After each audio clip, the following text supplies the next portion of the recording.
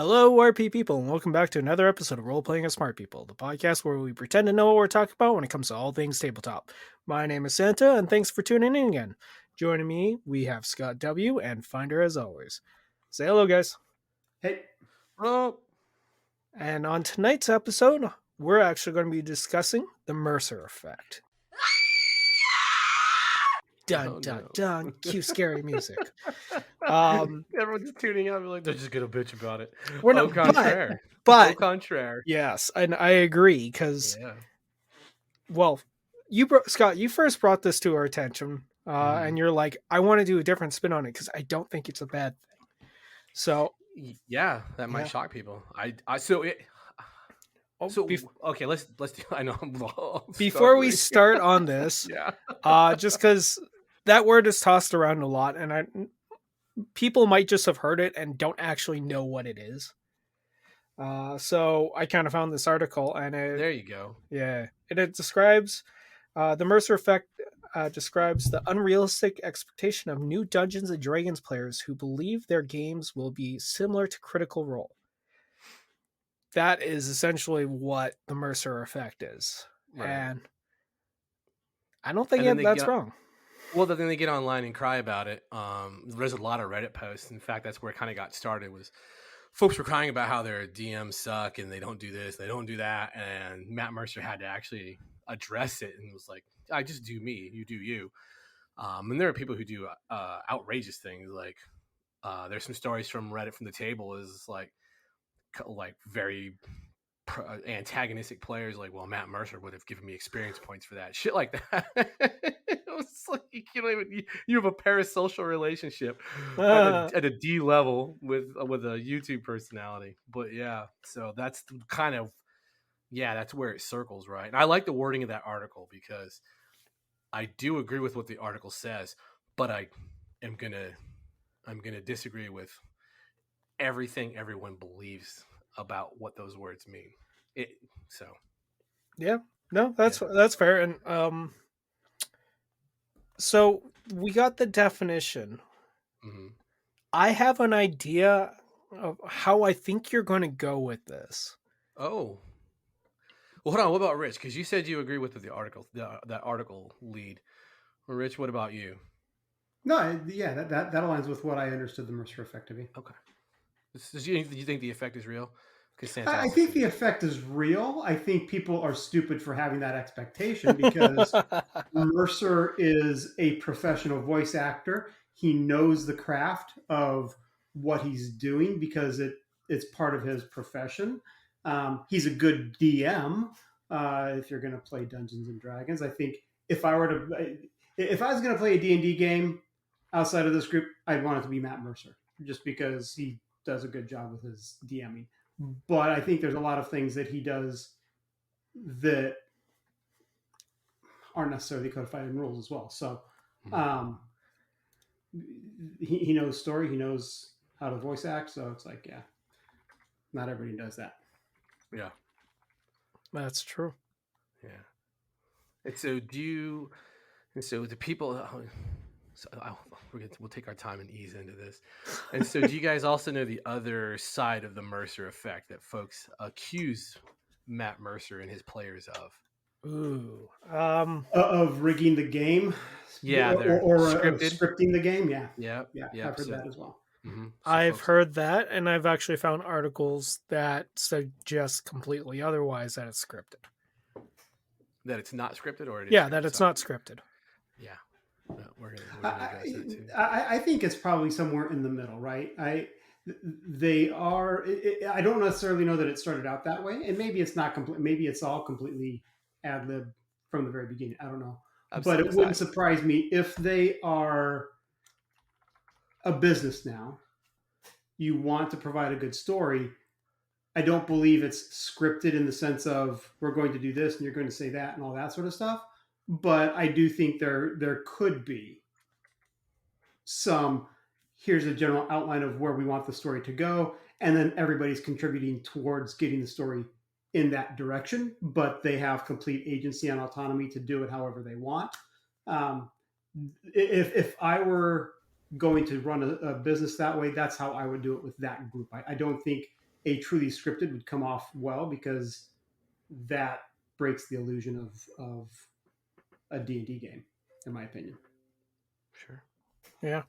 And from this is just from what I've heard, that does Matt Mercer kind of know where they're going? Yes, but he's the GM and he's Every creating the GM plot does. point and the story and everything like that.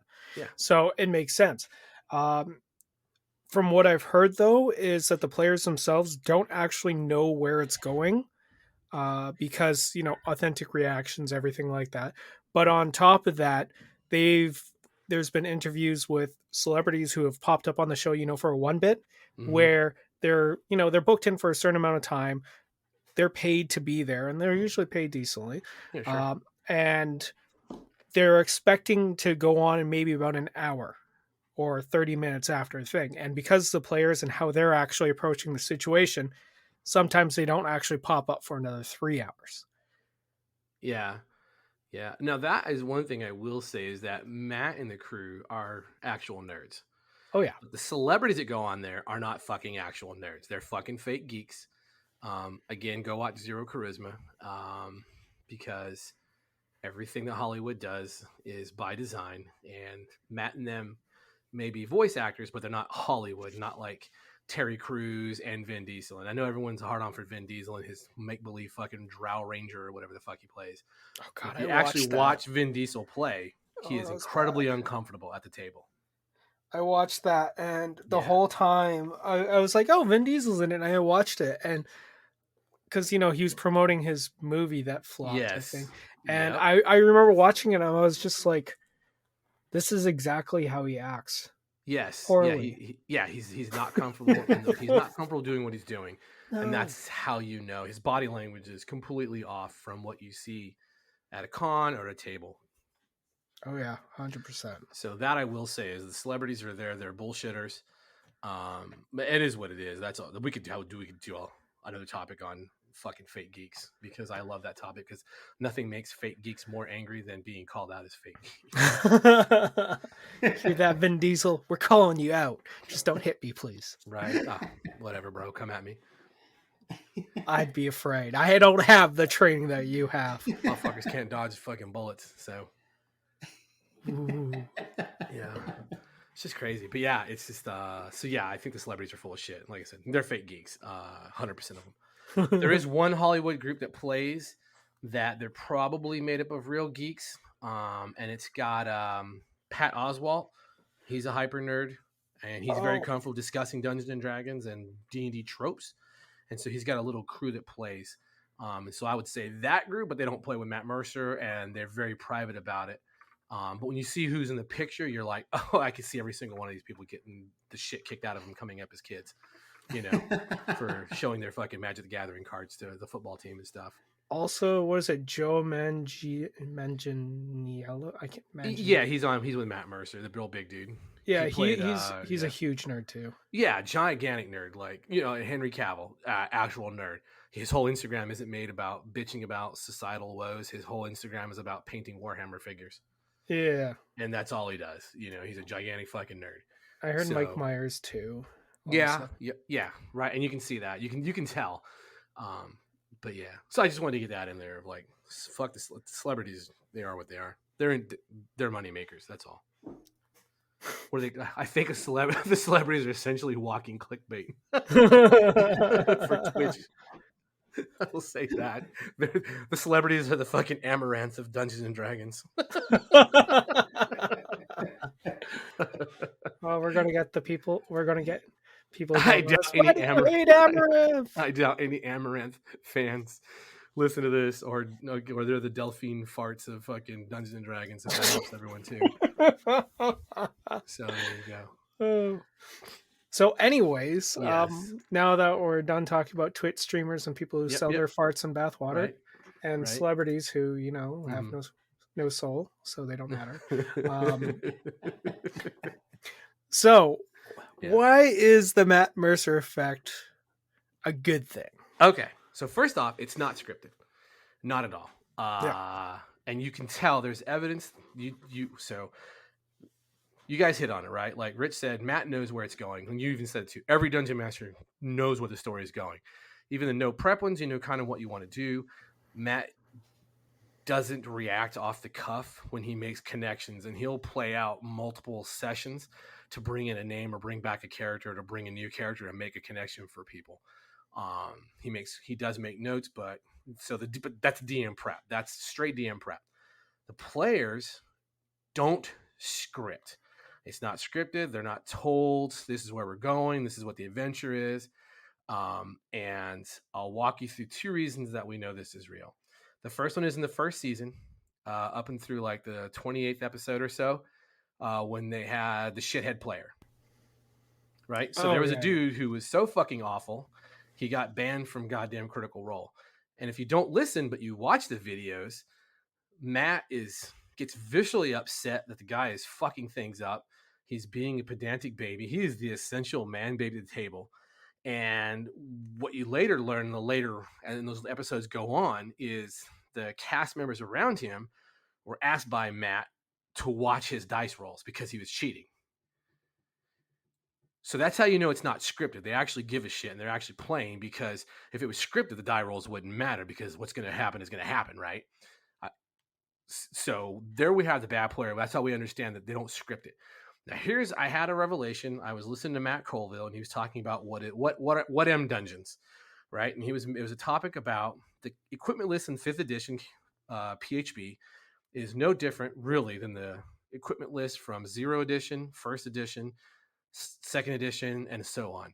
It's all designed to go into a dungeon. It has a 10-foot pole, but 99% of players who play 5th edition aren't dungeon crawlers, right? So why do you still have this equipment list? And mostly it's because Gen Xers like us are going to kind of piss and moan that you don't have our 10-foot pole in there. How fucking dare you?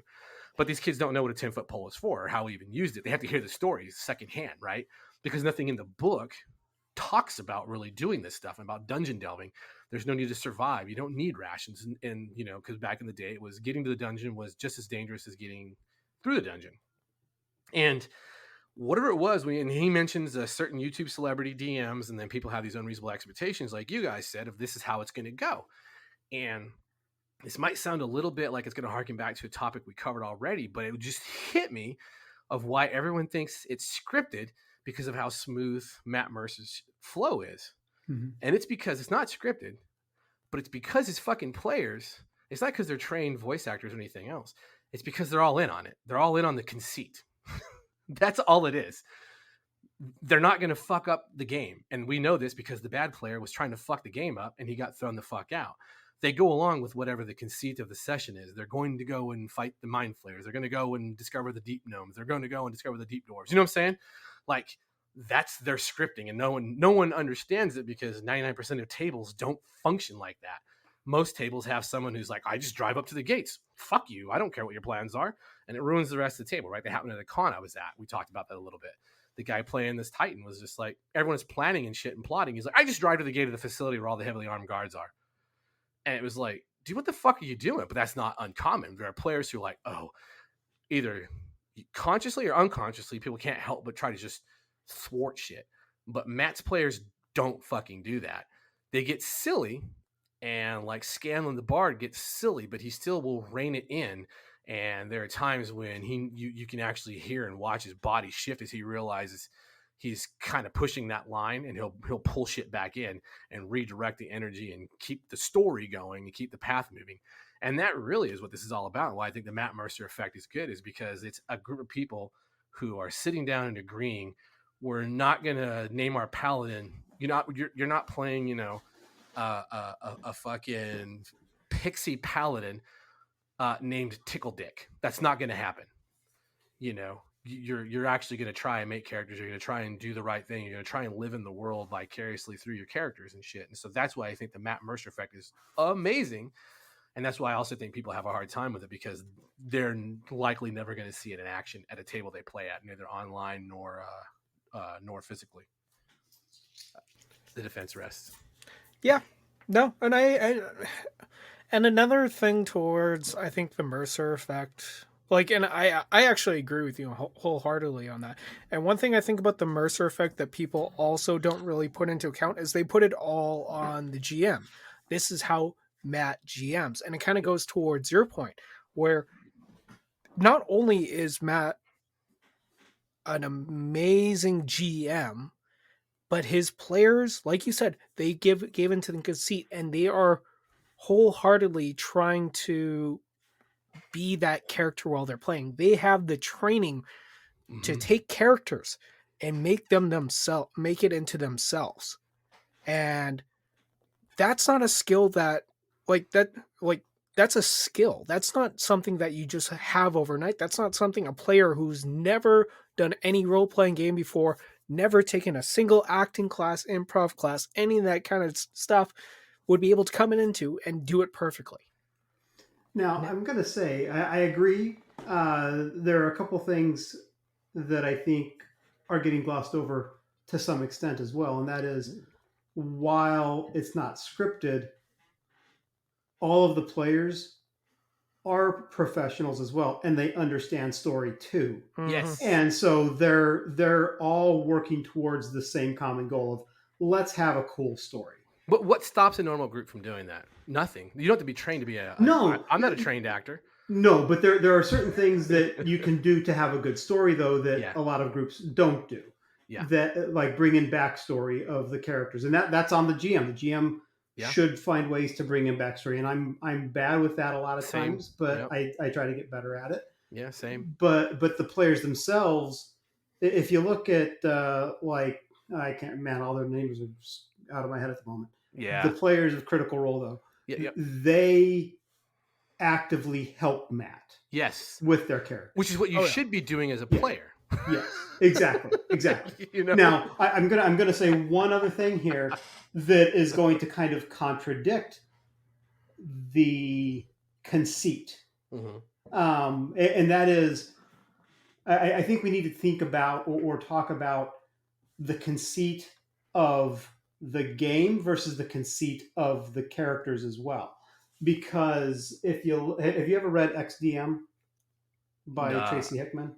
No, I don't think Extreme Dungeon Mastery no. is a book that he created, and that stemmed from a game he was playing in where he was playing a barbarian, but all of the players that he was with were these over analytical, let's plan everything out, and he was a barbarian getting bored, and he complained at the end of one of the sessions to the GM about how boring the game was, and the GM said, "Well, why don't you play your character?" And so after the GM said, or I should say DM because it was a Dungeons and Dragons game, Yeah. but after the DM said that, the next game, this could have been what you had just described in that other one where the guy's like, I just drive up. His barbarian was a barbarian. He just charged through doors. He did go full on Leroy Jenkins, and the rest of the party had to keep up with him at that point because he's just charging through everything. So there needs to be a balance. I think that groups need to talk about okay, and my groups we never talk about anything. We just make your characters and we'll roll with it. But I can see where some groups may want to have a conversation about this is my character and how do we help all of the characters have fun, because if I've designed a character to do a certain thing and the rest of the party is keeping me from doing that certain thing, that's not going to be fun for me as a player. You know what I mean? No, yeah, 100%. And the Hickman example, I honestly think he and the GM were both completely at fault. Because as a DM, you should never allow that analysis paralysis to hit the table. Yeah. You can feel the time when, okay, they fucking have done this enough. You're starting to draw every angle of the building, or you know what I'm saying? Like, enough is enough. We're fucking going, and I'm gonna make something happen that forces your hand to go and do something, because we're not gonna sit here for 5 hours and let you guys fucking etch a sketch this out. So the GM should have taken action on that. And then Hickman, he kind of had, I think it's almost a childish response to being told to play his character, because there's a barbarian in Matt Mercer in season 1, and he plays the barbarian, but he's also, like you said, he's the conceit of his character is he's also exploring himself and others around him in his relationship to violence and to seeking non-violent solutions at times, and what it means to be close to people. But yeah, and again, and in Santa, you said that they're all trained. I, I understand, but I don't think that's a good excuse for people. And maybe people, I'm not saying everyone wants a Mercer effect, but if you're gonna bitch about a Mercer effect, you're probably part of the problem. Yeah. You Um, know, I think like I said, they are trained, and when I was making that, I wasn't talking about just solely like trained actors, which they are, but yeah, they are also people who have been playing tabletop for ages. And when especially with new players, I think a lot of, and this is maybe a skill that acting kind of also helps with, where very rarely are you the main character in a play, in a movie, in a TV show, yeah. and you already know, and especially people who've played RPGs a lot who are not complete and utter asshats, that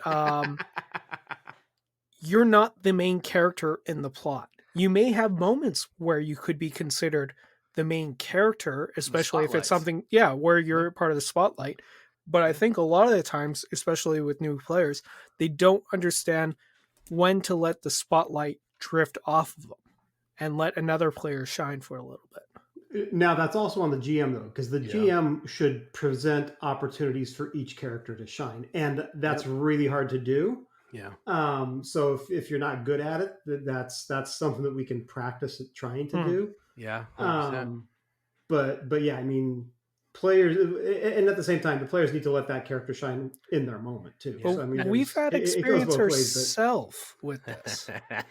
When our first game together, the Eberron one that we quote so much, we had one player that would always make the game, no matter who was talking about, shine towards him. And when things didn't go his way, what did he do? He just up and left. Rage And quit. yeah, he I'm literally the rage worst quit. GM ever. Why am I not getting any bennies? Like you're not really playing into any of your tropes. You're just kind of You're being a bossy metagaming. bitch to everyone else. Yeah, you're metagaming and trying to control all the scenes, which didn't work considering we had a kid who never played Yeah. tabletop before who was absolutely hilarious. Don't know whatever you happened to know him, what was funny about that though is but being able to look back and see that nothing has changed over the course of 3 decades, because all of the things that he did are the exact same things that I did as a new player.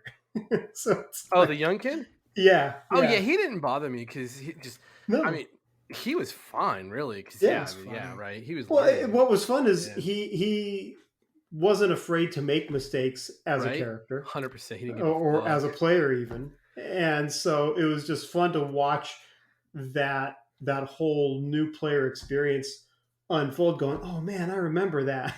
Yeah. I hope wherever he is, he's still playing. I hope so too. Yeah. Yeah. Well, he's not playing with us anymore because his schedule was just so whacked.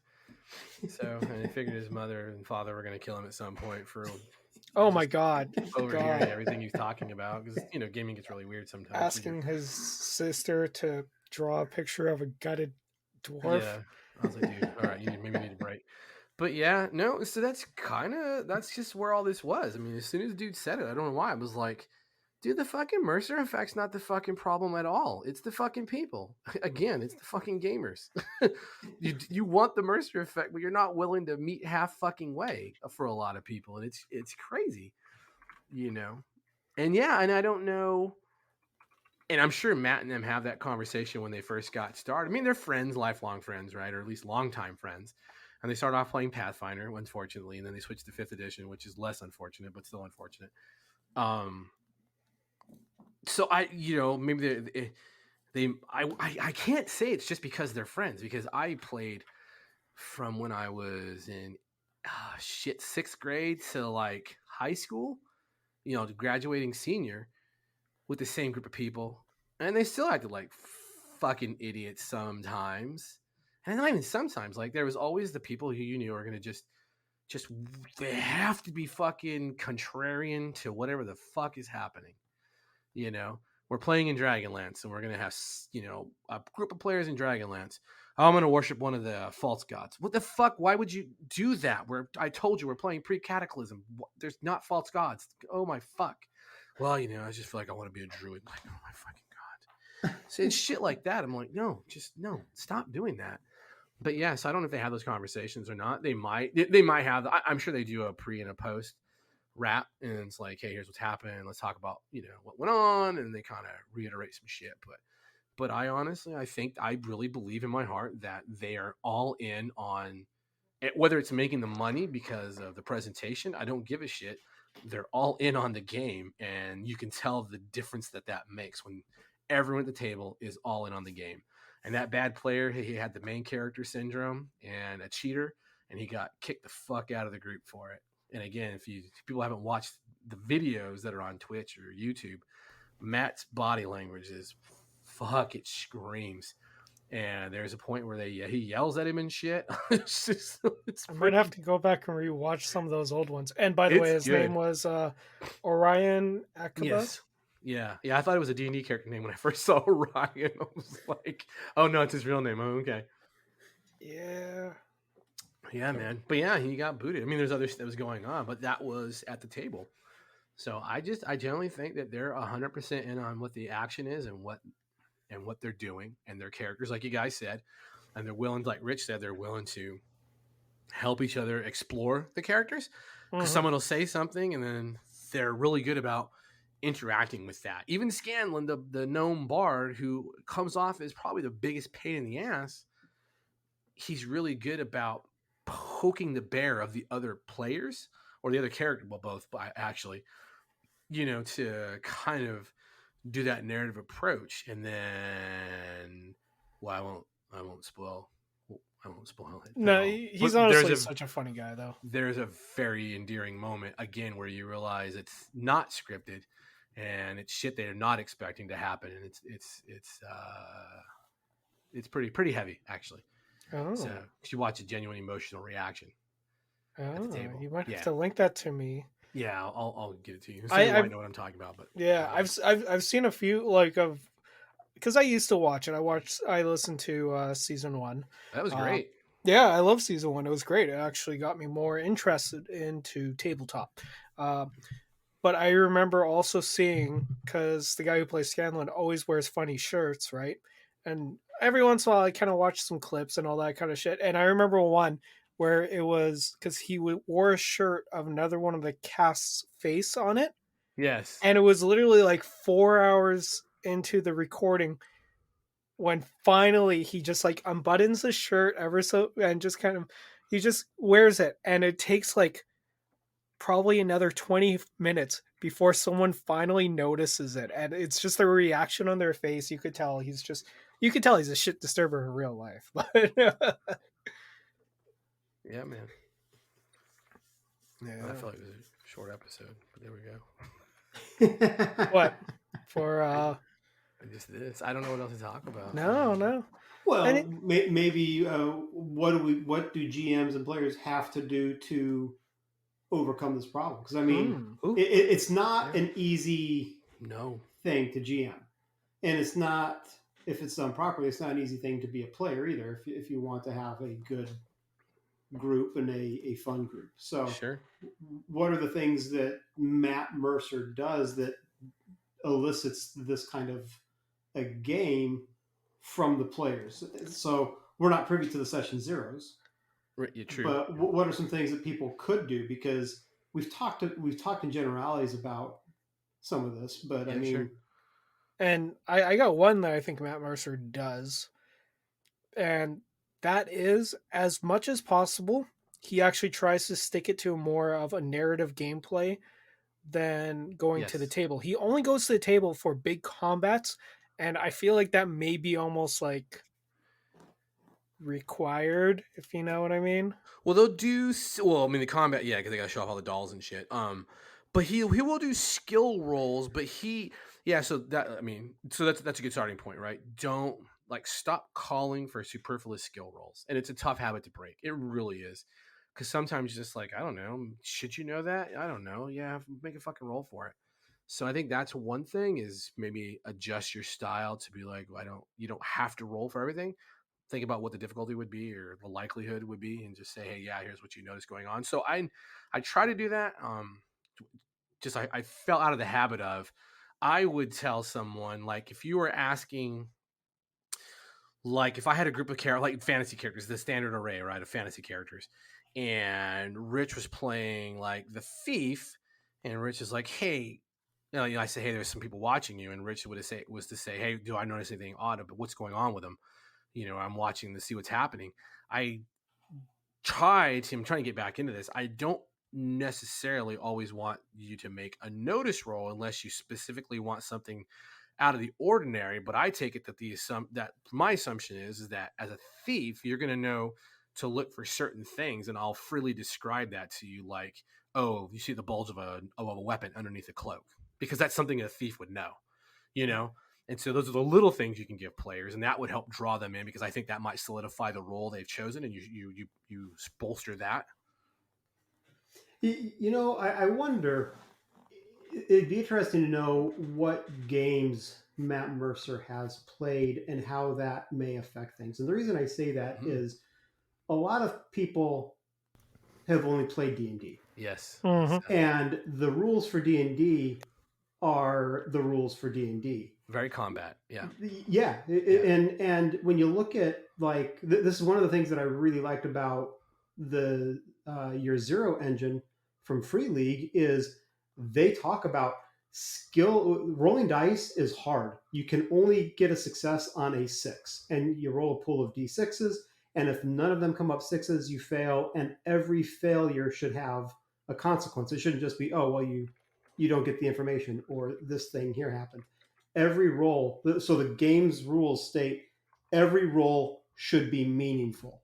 If it's not meaningful, don't roll. Just give the players the information. If it's something that they know and it's not going to have any sort of in-game effect if they fail, just give them the information, or don't give them the information, but don't have them roll. Because if you roll, that means something happens. So if I fail and I'm trying to do a notice, what does that failure actually mean? Yeah.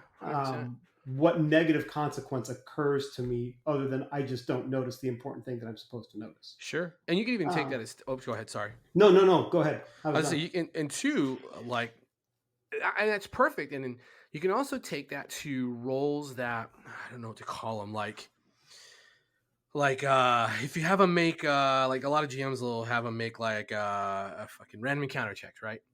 And like on a certain number of the random encounters, some people, I want you guys to roll this while you're out there, wink wink, and or draw a card or whatever. And you can also take that effect, what you're talking about, if they don't have the encounter, you can, and I think this is where Matt Mercer helps paint that narrative really well, is that you might have it like, oh, we're out in the woods and we're camping.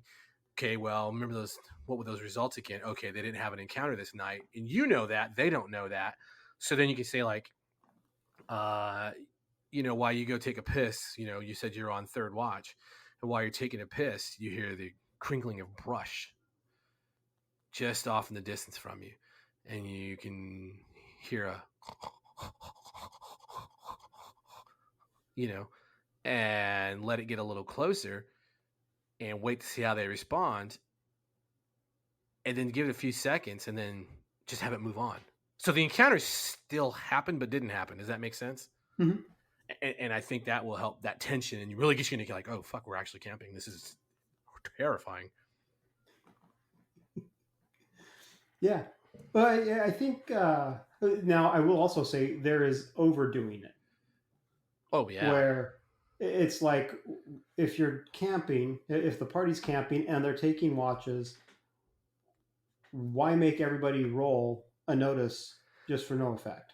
Right. And that's what I wouldn't do. I would only make them do it if they were, like, exhausted, maybe, Yeah. Yeah, exactly. Like, yeah, if you're doing a standard thing, animals are going to leave you alone for the most part. Yeah, I don't know. What else can GMs do? Tell people to quit writing fucking backstories. You don't need a backstory for your fucking character. You need, like, where you come from, what's your family life like, what do you believe in, and like, what do you want out of life for as an adventurer? That kind of thing. That's all you need. 4 things, 4 sentences, and I think that can really you can really start to pull those strings, because you can lay little lures down and test the waters of like what you said you wanted fame and glory, and so you'd be like, well, I'm going to test the waters on this. How bad do you want that fame and glory? Secretly you're like, oh well, are you willing to do something terrible? Are you willing to do something dangerous? And see where they go, and you can help develop that character. So I think that's one thing a GM can do is get players to stop writing backstories that no one gives a shit about, and then just answer very simple questions that make the most sense about a human being. Like, think about when you first meet someone, you don't know fuck all about them, but you're going to get a couple of things about them when you're bullshitting, and those are the things I mentioned. Normally, is what you're going to understand. Um, yeah, I don't know. And the players just they have to. My biggest advice to players would be reel it the fuck in. You gotta reel it the fuck in. If you're playing Paranoia, that's one thing. If you're playing Grimdark, you're not gonna go stick your dick in a fucking tree to see if you can lure honeybees out, because now you're not playing the game anymore. You know. I got something for the players. Yeah, please. And I kind of was, well, I was just listening to you talking. You mentioned, like, don't write like that crazy ass backstory, right? Kind of what. Yeah. This is what I like to do if I'm writing, like, if I know what the world is and all that stuff, and get permission to, add a little bit more from the GM, which I think that's an important thing, is if you have a really cool idea, but you don't know if it'll work with the plot, talk to the GM. That's one big one. Because they'll either say, this is not really how our story's going, this will never be brought up. Then you can kind of not waste your time on it. But two is, if you do have a bit of a backstory, kind of what you said, Scott, is keep it at something where, the GM himself can kind of dig more into it. Leave a lot of hooks, leave a lot of plots. Don't make things so specific. Leave it to a point where if you were talking to someone and you just brought up in casual conversations, like, yeah, I was an orphan. My parents died from dragons or orcs. Like, you don't have to go into detail about how this tribe leader of blah, blah. You're a kid. You don't fucking know, man. Yeah. I was there. I saw the eye of R. Yeah. Well, I will say, I don't mind backstory, and I don't. In fact, what I do think is fun is if a player is invested enough to actually write a backstory for their character. That's great, but don't expect the GM to memorize that backstory, know everything that's in that backstory.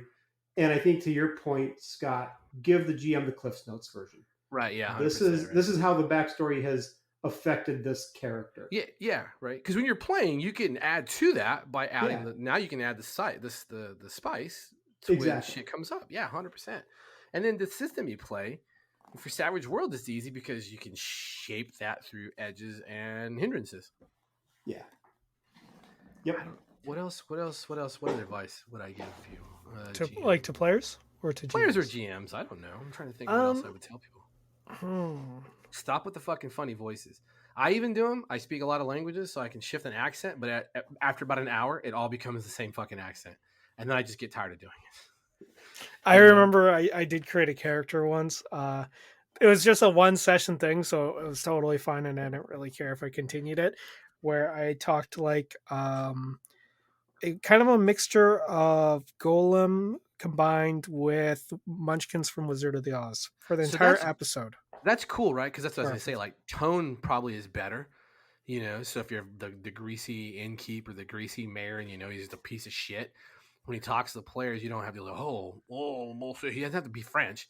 You just have to find a character from a film and be like, that motherfucker is a disgusting human slime ball, and use that kind of tone when you deliver the whatever soliloquy you have the characters. But yeah, you're right. All my villains sound like Jack Palance. Right. Yeah, and that's the thing too, is like, the keys, the key persona that you need to focus on for. I need to make them different, because there's that habit of like, well, the seamstress can't sound like the barkeep and can't sound like the mayor. And I was like, no one cares, man. No one cares. They're I don't know why that is, but everyone falls in that trap. I still fall in that trap. I'm now done with that trap. I will never do it again. What else is good? I would say take notes. Like Rich and them, I think you guys have never really seen me, but when we're playing and you guys will say something that catches my ear, I'll make a note of it and then circle it so I know like I need to come back and visit this. Yeah, and Um, that's honestly a good thing to do. Like even I I don't tend to take like when I'm GMing, I don't tend to take notes like while I'm talking with the players. Uh but I tend to write down the things that stick out to me after the game so I can use that later. nice. And for players, I would say also do that. So when someone at the table mentioned something, and I think a good exercise or example of this is how Task Force Raven, when you're selecting when you're getting your nickname, your operator handle from the table, you don't choose your nickname. You describe your character, what you're about, what you look like, some hindrances, whatever you're comfortable with sharing, a little bit of backstory, like what unit you came from, shit like that. And then the table talks, and I've never seen it fail yet, where they hit immediately with it's usually very stinging, but they're all taking mental notes. So if you're at the table playing, don't just worry about taking notes with like, oh, the dungeon room number 2 has the treasure in it. And then they said go left. Don't do that. Listen to what people are saying. Actually listen and hear what your fellow players say, and take those notes and be like, oh, this one, the bard said she is, looking for a lost locket. Okay, awesome. I make a note of that. That could be important later on. Um, yeah, I don't know. Yeah, no, Yeah, I think we kind of covered everything. I think anything more and we're just going to be talking in the wind. I know, pretty much. Yeah. God, man, some of the con task force names were brutal. Holy shit, they were brutal to each other. I kind of Man, the one guy during start. one part while Go ahead. while you're talking, Yeah, you're saying in a past episode. I'm just thinking, yeah, but that past episode's never going to be I know it released. won't be releasable. That's too Oh, bad.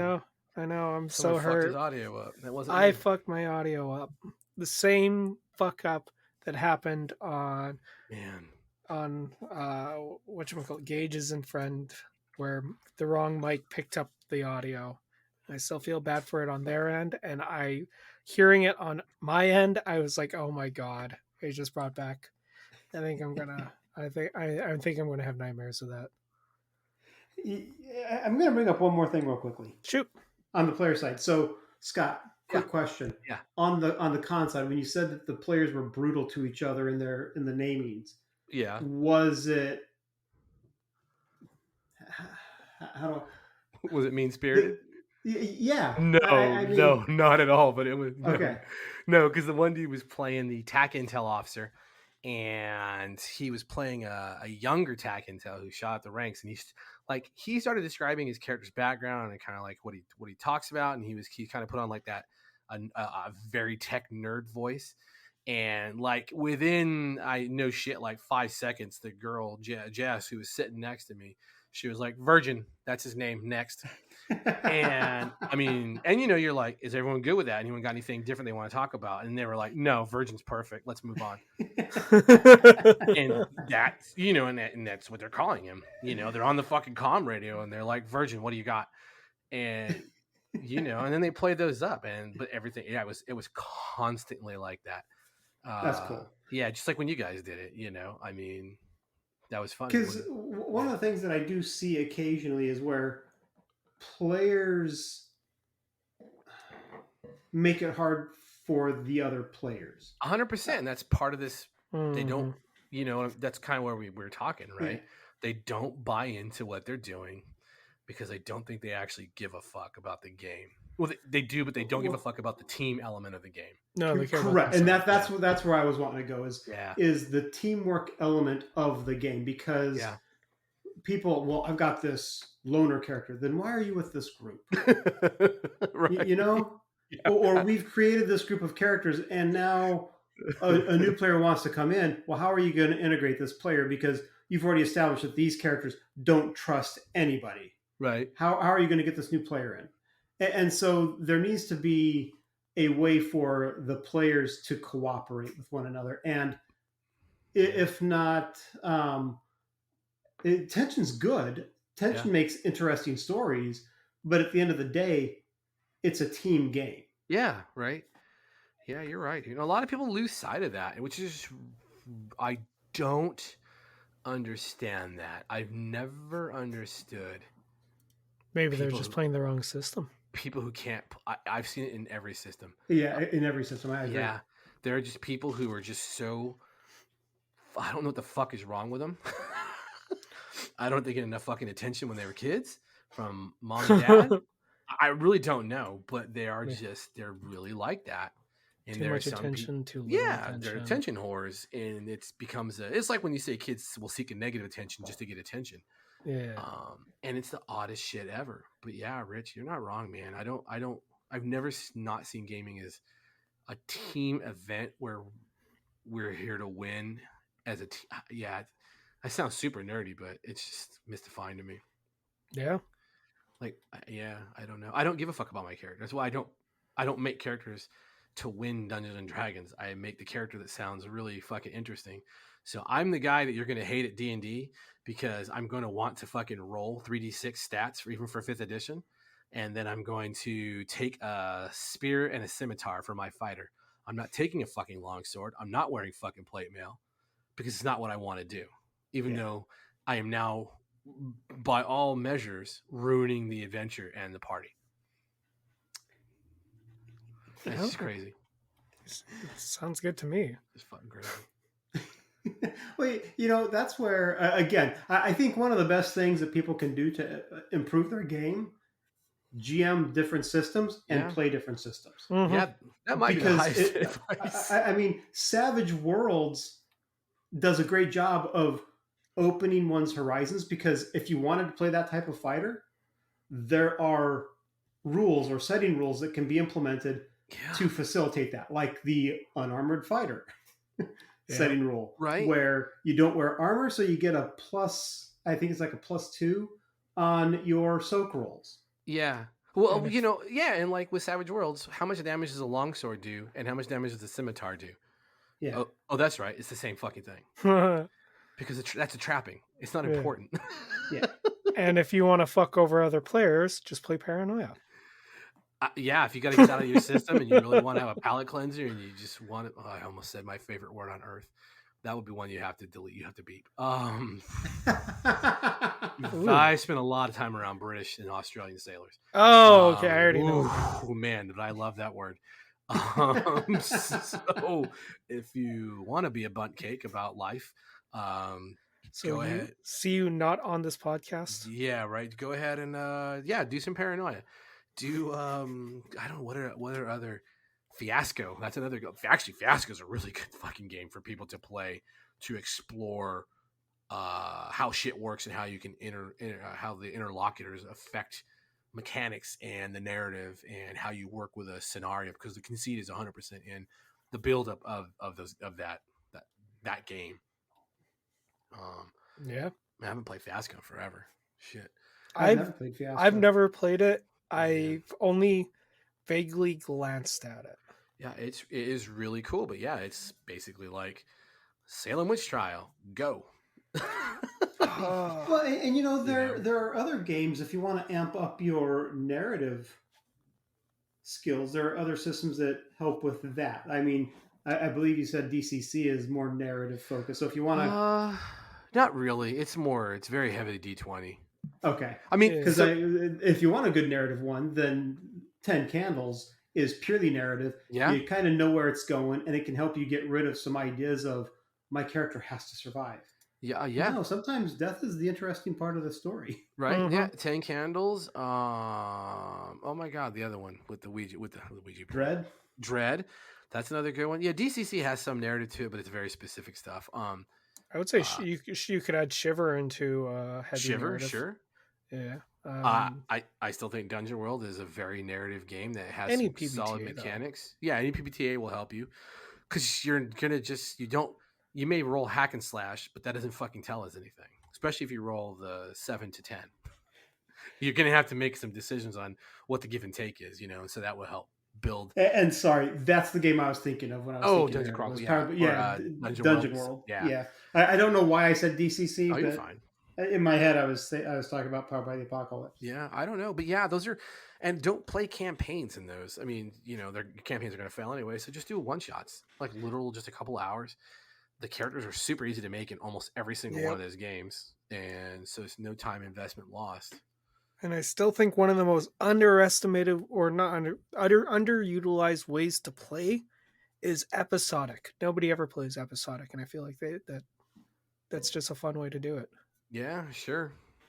Yeah, yeah. I don't know, man. God, well, I'm glad we had a good conversation because I feel like we had a positive. I used to be one of those people who was like, Matt Mercer could eat my balls. He's fucking horrible for D&D. He's horrible for gaming. I was in that train. I'm like, he'll fucking chill. He's just doing it. And then for whatever reason, man, over the last few years, I've just realized it's like, and then I just had that epiphany. It was like, oh my God, it's not him. It's us. We're the fucking problem.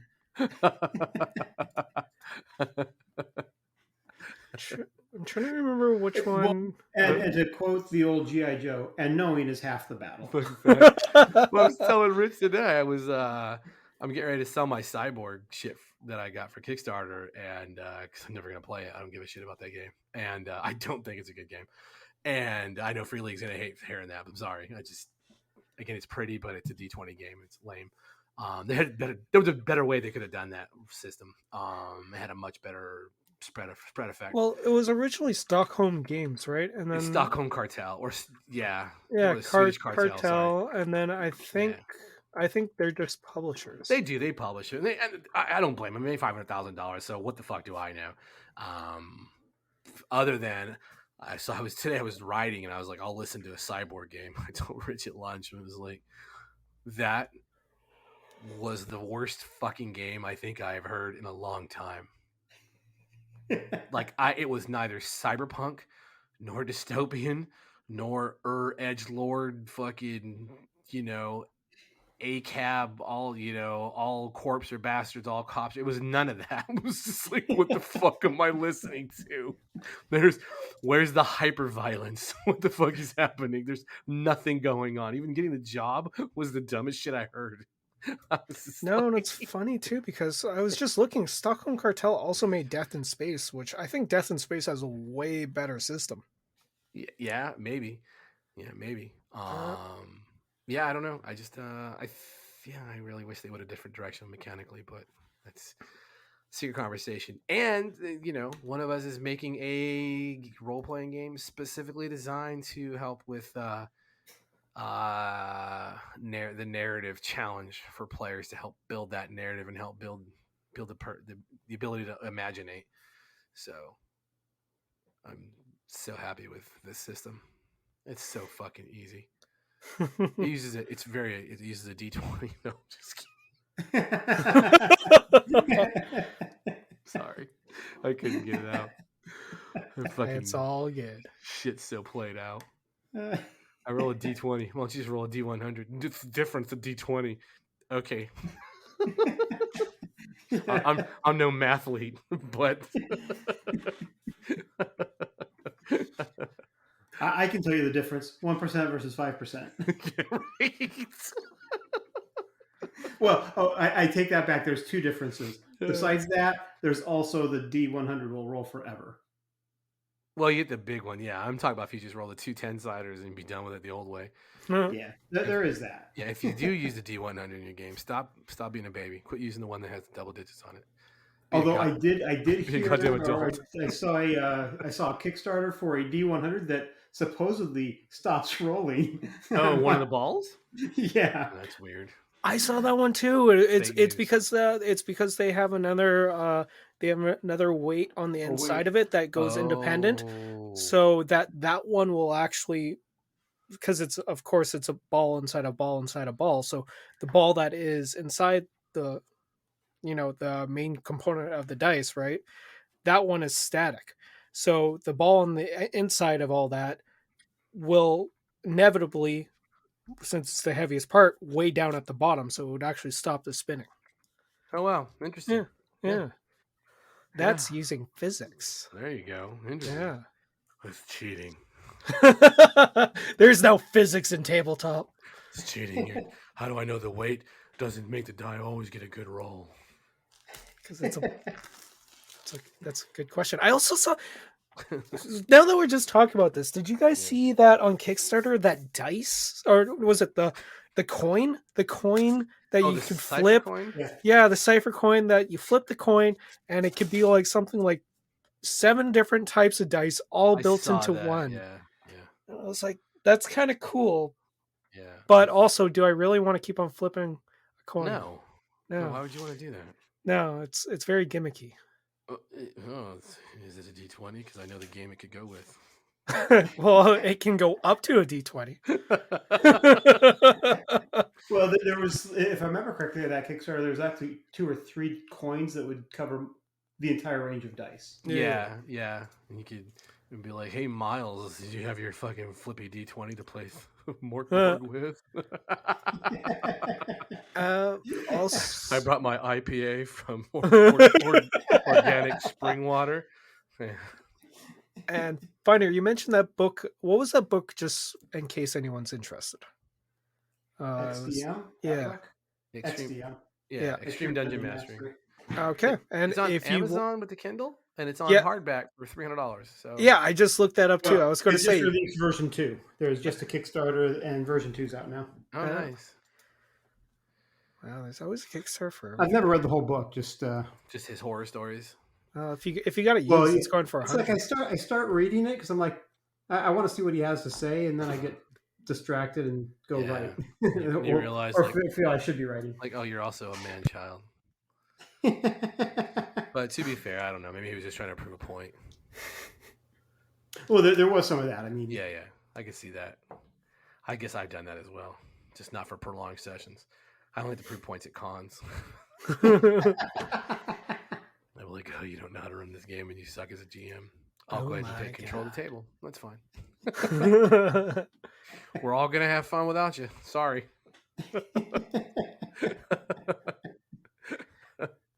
Oh my God, am I the problem? No. Not as a GM, at least. We can't really talk about for playing though. Although the stories you kind of told us, maybe. Yeah, maybe. But and on that note, I folks, don't do it when they're trying to do a good game. It's when they suck balls. So the game's not going how you expect it. I don't. It's not that. It's just I don't. They're not up to your standard. If you're gonna, what is it? Because they're not Matt Mercer. They're all of a sudden not good. They're Matt Mercer would have let us. Wouldn't have made all these. They're no Matt Mercer or Scott W. So they're not worth your time as a player to play. Let me ask you a question. Those GMs are new. Hypothetically, if I were to think that is a correct statement.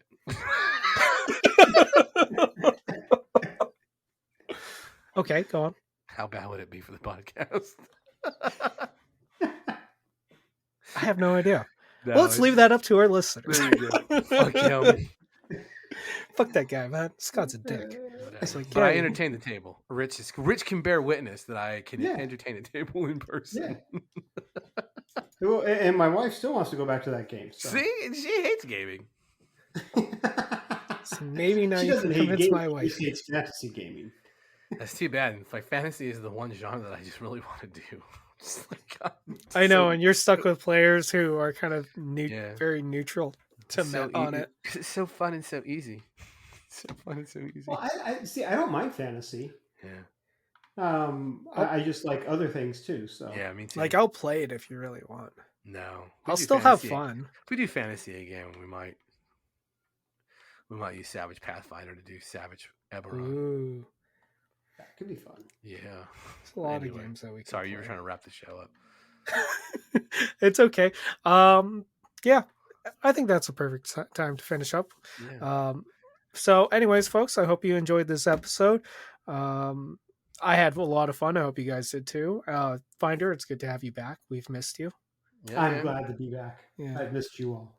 There you go. And if you like this episode, please send me an email at rpsmartpeople@gmail.com. If you hated this episode, if Twitter still exists, send me a tweet on Twitter at rpsmartpeople. And if you want to chat with us or our little community that we're growing, you can also add us on Discord, which the link will be in the description.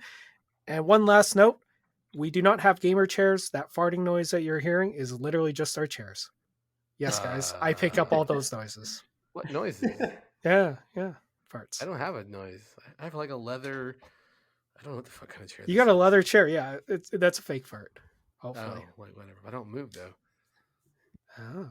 I stuck the big old needles in my spine last week, and I feel amazing. I can't feel shit anymore. Apparently, when you inject 5,000 cc's of fucking steroids into someone's fucking L5, it changes the way that your bones are grinding together. I can't feel it anymore. I would never have guessed that. Yeah, it's good times. That's All okay. right. Oh, the middle of the podcast. Well, hold on. It's a real quick story because this is how entertaining Scott is everywhere. So when I go in to get the needle stick, this is real fast. So I get in there, and of course you have the gown on top, and pants, everything are still on because it's only going to stick it in my spine. And the male nurse, a female nurse, and my doc, and the male nurse closed the door, and I heard what he said. He's like, "Hey, you gotta, loosen up your pants, loosen your belt, loosen your button, and unzip your pants." And I was like, "What'd you just ask me to do?" And they were all paused, like, "Oh, what the fuck?" And then so I was like, "I'm just fucking with you. I heard what you said." And I was like, "This is how the party starts." So I loosened everything up, and I laid down, and the female nurse, she was laughing, and I was like, "Hey, I got a question for you, ma'am." She's like, "Yeah, well," I said, "Is this going to in any way fuck up my tramp stamp?" And then I just laid down and let the quaaludes they had given me begin to take effect as they were like, the doctor turns around and he's like, "What the fuck did he just say?" I do not have a tramp stamp, but that's how I have a good time. You can go ahead and end the show now. I'm sorry. Okay, and on that note, on that very, very interesting story, we'll talk to you guys next week. Bye-bye.